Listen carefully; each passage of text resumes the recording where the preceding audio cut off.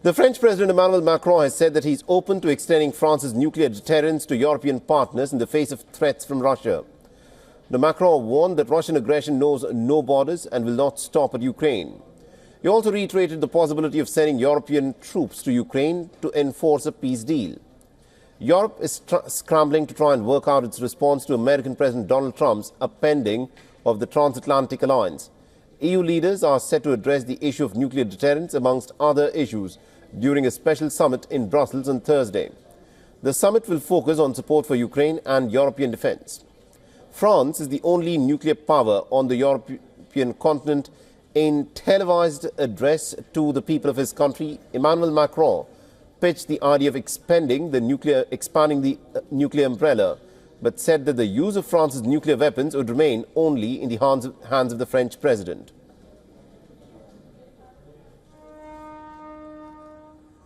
In response to the historic appeal of the future German Chancellor, I have decided to open the strategic debate on the protection afforded by our deterrent to our allies on the European continent.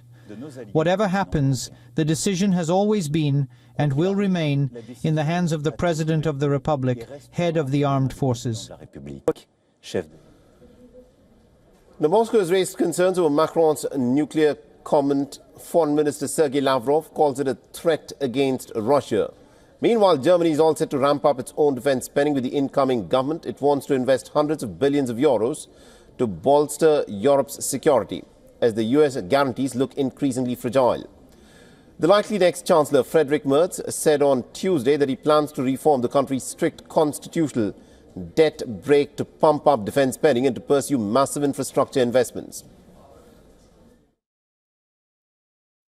The parliamentary groups of the CDU, CSU and SPD will therefore be submitting a motion to the German Bundestag next week to amend the basic law to the effect that the necessary defense expenditure from the federal budget of Germany above an amount corresponding to 1% of our GDP will be exempt from the restrictions of the debt brake.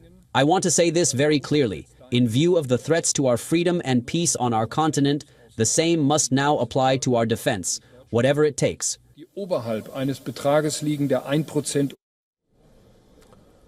Now, the reform could, of course, see Germany's defense budget double up to 100 billion euros per year. The scale of raising arms spending has not been seen since the end of the Second World War.